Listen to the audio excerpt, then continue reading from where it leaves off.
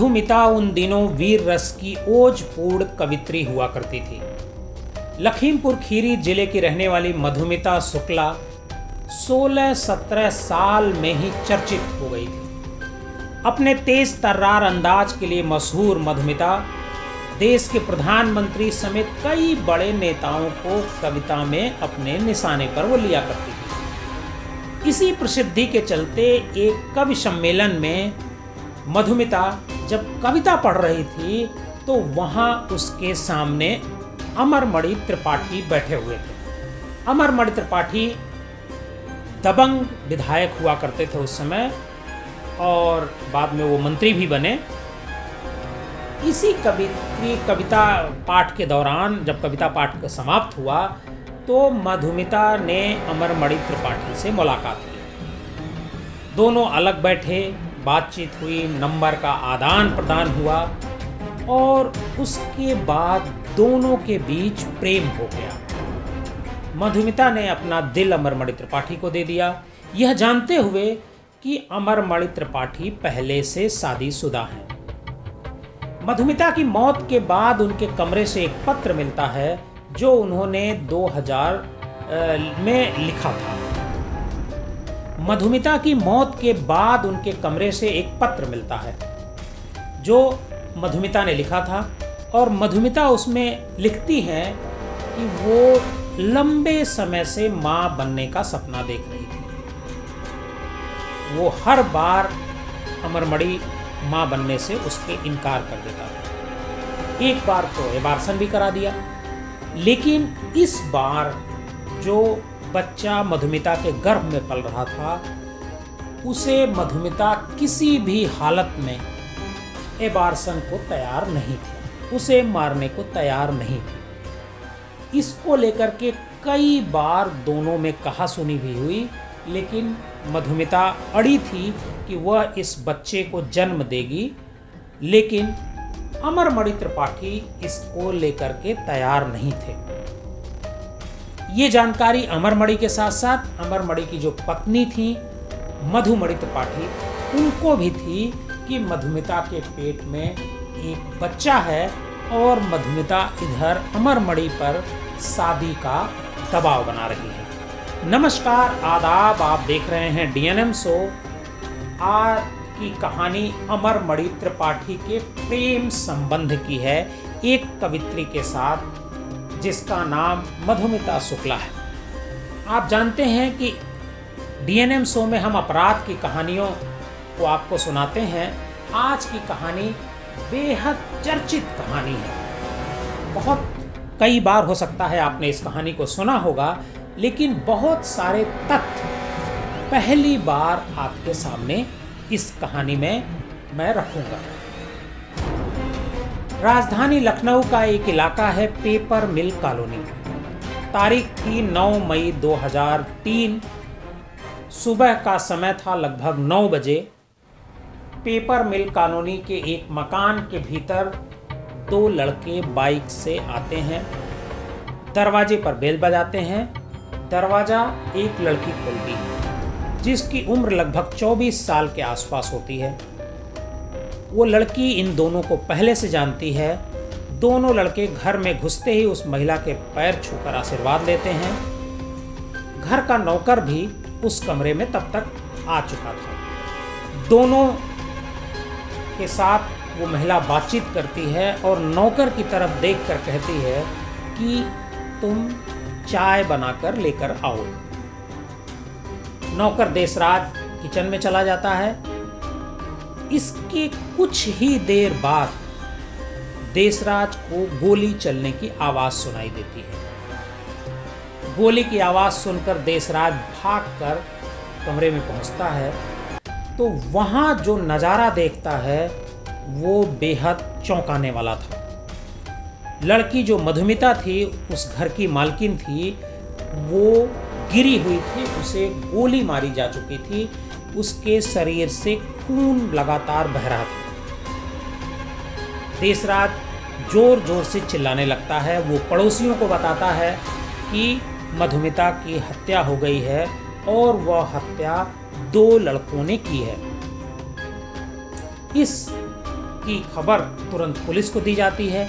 Police मौके पर आती है और पुलिस के साथ साथ मीडिया का भी जमावड़ा वहाँ पर लग जाता है। ये घटना जब हुई उस समय उत्तर प्रदेश में मुख्यमंत्री मायावती थी, बहुजन समाज पार्टी की सरकार थी और अमरमणि त्रिपाठी उस सरकार में मंत्री हुआ करते थे। मधुमिता का शव पोस्टमार्टम के लिए भेजा जाता है। पोस्टमार्टम के दौरान पता चलता है कि इसके पेट में एक बच्चा है। पुलिस पोस्टमार्टम रिपोर्ट के साथ साथ उसको एफआईआर की शक्ल देने की कोशिश करती है और एफआईआर जब लिखी जाती है तो उसमें अमरमणि त्रिपाठी और मधुमणि त्रिपाठी का सीधे सीधे नाम होता है। लेकिन पुलिस इस मामले में कार्रवाई नहीं करती है, अमरमणि त्रिपाठी से कोई पूछताछ नहीं करती है। तब ये मामला मीडिया में धीरे धीरे सुर बनाने लगता है और इसी बीच जब अमरमणि त्रिपाठी को लगता है कि ये मीडिया वाले उन्हें फंसा देंगे, मतलब उनकी जो हकीकत है उसे बाहर कर देंगे, जाहिर कर देंगे, तो वो एक एक करके कुछ मीडिया वालों से मिलते हैं और एक पत्रकार से उनकी इस बात को लेकर के बहस भी हो जाती है और बहस होने के बाद वो उसे धमकाते हैं कि तुम ये शहर छोड़कर अभी चले जाओ। वो पत्रकार दिल्ली से आया हुआ था और क्राइम का एक अच्छा रिपोर्टर है, अभी भी है, अच्छे रिपोर्टर के तौर पर उनकी गिनती होती है। उनका नाम है शम्स ताहिर खान, जो आज तक के लिए क्राइम की खबरें कवर किया करते हैं। अब तक वो वहाँ से चले जाते हैं, उनकी बातें सुनते हैं और सुनने के बाद वो चले जाते हैं और अमरमणि त्रिपाठी वो सीधे अमरमणि त्रिपाठी और पत्रकारों से बात करते हैं कि वो उनके खिलाफ खबर न चलाएं। लेकिन जैसे ही ये मामला गर्म होता है, जो मायावती मुख्यमंत्री होती हैं वो अमरमणि त्रिपाठी को मंत्रिमंडल से बर्खास्त कर देती है। अब ये मामला और भी सुर्खी पकड़ लेता है। मायावती ने इसकी जांच जो पुलिस कर रही थी उसे हटाकर सीबीसीआईडी को दे दिया। करीब 2 महीने तक ये मामला इसी तरह चलता रहा, पूछताछ होती रही, कुछ लोग गिरफ्तार होते हैं, लेकिन अमरमणि त्रिपाठी और बाकी जो लोग होते हैं, जो मुख्य जिस कहा जाता है, जिन पर मधुमिता की माँ और उनकी जो बहन है निधि, वो आरोप लगाती हैं, वो उनकी गिरफ्तारी नहीं होती है। इसके बाद ये मामला जब मायावती एक प्रेस कॉन्फ्रेंस करती हैं, क्योंकि ये मामला मीडिया में खूब सुर्खियां बटोर रहा होता है, मायावती प्रेस कॉन्फ्रेंस करती हैं और प्रेस कॉन्फ्रेंस में वो कहती हैं कि अगर मधुमिता का परिवार चाहता है तो वह इस मामले को सीबीआई को देने को तैयार है। मधुमिता की जो माँ है उनकी तरफ से एक अर्जी ली जाती है कि वो इस मामले की जांच सीबीआई से कराना चाहती हैं और उसी दिन गृह विभाग ने सीबीआई को अनुरोध कर दिया कि ये इस मामले की जांच सीबीआई करे। सीबीआई में 1-2 दिन का समय लगता है। सीबीआई पहले केस को देखती है और फिर ये केस सीबीआई अपने हाथ में ले लेती है। सीबीआई की एक टीम जो है लखनऊ में गेस्ट हाउस है, उस गेस्ट हाउस पीडब्ल्यूडी के गेस्ट हाउस में डेरा डाल देती है और उस गेस्ट हाउस में एक एक करके सभी को बुलाकर पूछताछ करती है। पुलिस वालों से भी पूछताछ करती है।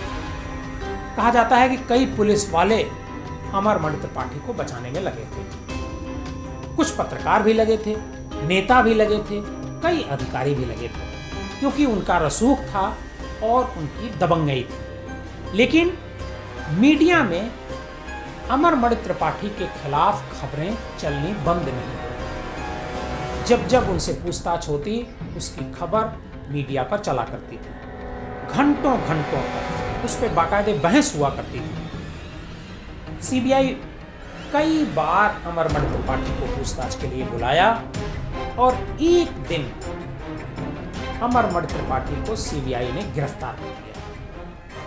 अमरमणि त्रिपाठी की गिरफ्तारी के बाद ये मामला और सुर्खियों में आ गया। अमरमणि त्रिपाठी गिरफ्तार करके जेल भेज दिए गए उनकी पत्नी को गिरफ्तार कर लिया गया।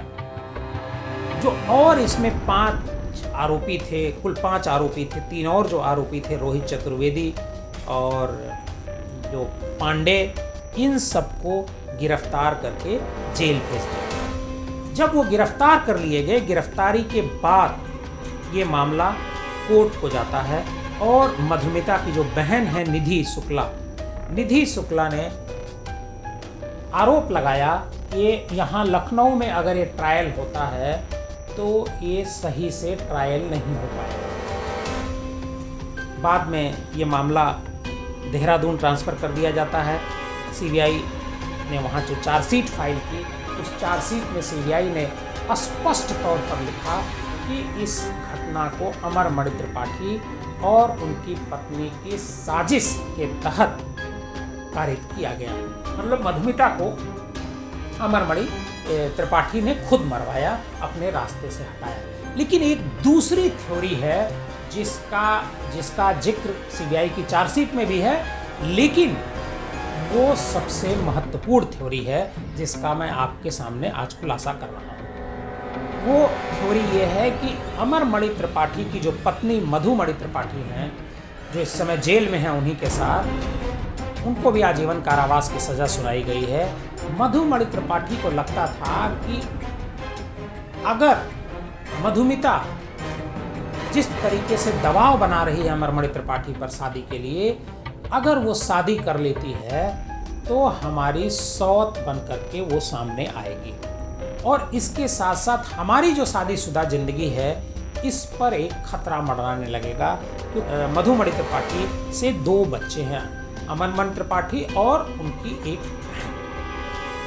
इसको लेकर के मधुमणि त्रिपाठी हमेशा चिंतित रही। वो जानती थी कि अमरमणि त्रिपाठी का मधुमिता से संबंध है, लेकिन जब उन्हें ये पता चला कि वो इस बात पर अड़ी हुई है, ये जिद बनाए हुए है कि मैं अमरमणि त्रिपाठी के साथ शादी करूंगी, तब उनकी चिंता बढ़ गई। उन्हें यह भी पता चला कि उसके पेट में 4-5 महीने का बच्चा है और वो बच्चा एबार्स कराने को भी तैयार नहीं है। यही उनकी सबसे बड़ी चिंता का कारण था। मधुमणि ने कई बार इसको लेकर के कहते हैं कि मधुमिता से भी बात की, मधुमिता को समझाने की भी कोशिश की, लेकिन वो नहीं मानी। अमरमणि त्रिपाठी से उनके इस बात को लेकर कई बार झगड़े हुए। हालांकि अमरमणि त्रिपाठी अपनी जो पत्नी मधुमणि उनको बहुत समझाते थे, कहते थे कुछ नहीं होगा, चिंता मत करो। लेकिन अमरमणि त्रिपाठी नहीं चाहते थे कि मधुमिता को रास्ते से हटाया जाए। मतलब मधुमिता को किसी भी तरह का कोई ऐसा प्रयास किया जाए, टॉर्चर किया जाए, ये वो नहीं चाहते थे। तब मधुमणि ने एक दिन अमरमणि त्रिपाठी से किसी बात को लेकर के झगड़ा हुआ, मधुमिता को लेकर के। तब मधुमणि त्रिपाठी ने यह तय किया कि वो अमरमणि त्रिपाठी के ही सूत्रों से उनका काम तमाम करवा देंगे। तब उन्होंने जो 2 शूटर थे अमरमणि त्रिपाठी के, उनके दाहिने हाथ हुआ करते थे, वो अक्सर ही उनके साथ रहा करते थे, उन दोनों से, जिनका नाम एक प्रकाश पांडे था, और इन्हीं से कह करके, और प्रकाश पांडे और संतोष राय, इन्हीं दोनों से कह करके मधुमणि ने मधुमिता को रास्ते से हटाने का एक खौफनाक प्लान तैयार किया। कहा जाता है कि अमरमणि त्रिपाठी को इसकी कोई जानकारी उस समय तक नहीं थी। जब संतोष राय और प्रकाश पांडे, इन दोनों ने जब मधुमिता की हत्या कर दी और जब ये बात मीडिया में आई, तब उनको इसकी जानकारी हुई और इसको लेकर के अमरमणि त्रिपाठी ने इन दोनों से काफ़ी नाराज़गी भी व्यक्त की थी, अपनी पत्नी से भी नाराज़गी व्यक्त की, लेकिन वो कर क्या सकते थे, क्योंकि अब तो मधुमिता नहीं रही, मधुमिता का काम तमाम हो चुका था। अमरमणि जानते थे कि अगर इस केस में मधुमिता के केस में अगर उनकी पत्नी फंसेंगी तो वो भी फंसेंगे, क्योंकि अगर अमरमणि त्रिपाठी इसमें बच सकते थे, ऐसा पुलिस का कहना था, लेकिन क्योंकि जो बच्चा था जब वो उसका पोस्टमार्टम हुआ तो पोस्टमार्टम में आया कि वो गर्भवती है और उस बच्चे का डीएनए जो है अमरमणि त्रिपाठी के डीएनए से मैच कर गया। तो ये साफ हो गया कि अमरमणि त्रिपाठी के उससे अवैध रिश्ते थे और इसी रिश्ते की वजह से उसका मर्डर कराया गया है। तो सीबीआई ने अपनी जो चार्जशीट है उसमें यही दाखिल किया और इसी आधार पर अमरमणि त्रिपाठी और रोहित चतुर्वेदी और ज्ञान प्रकाश पांडे, मधुमणि त्रिपाठी और प्रकाश पांडे और संतोष राय, इन सब को हाईकोर्ट, जो देहरादून के हाईकोर्ट है, उसने जो निचली कोर्ट के द्वारा जो सज़ा सुनाई गई थी आजीवन कारावास की, उसको बरकरार रखा। हालांकि निचली अदालत ने प्रकाश पांडे को, जो उसके खिलाफ कोई सबूत न मिलने के कारण, उसे बरी कर दिया था। लेकिन हाई कोर्ट में जब यह मामला गया तो हाई कोर्ट ने इस जो प्रकाश पांडे है उसकी भी सज़ा को बरकरार रखा और फिर उसे गिरफ्तार करके जेल में डाला गया। आज की तारीख में भी अमरमणि त्रिपाठी, मधुमणि त्रिपाठी और ये सारे लोग आजीवन कारावास की सज़ा काट रहे हैं और यहीं से अमरमणि त्रिपाठी के जो राजनीतिक कैरियर है उसका अंत हो जाता है। हालांकि ये लड़ाई मधुमिता की जो बहन है, जो निधि शुक्ला और उनकी माँ, इनके लिए बहुत लंबी लड़ाई रही। कई बार उनको धमकाया गया, ऐसी बातें अखबारों में भी छपी हैं, लेकिन अंततः जीत जो है उन्हीं की होती है और मधुमिता के परिवार वालों की होती है और अमरमणि त्रिपाठी उस और उनके पत्नी और इन सबको सज़ा सुनाई जाती है। आज की कहानी आपको कैसी लगी हमें कमेंट बॉक्स में जाकर ज़रूर बताइएगा।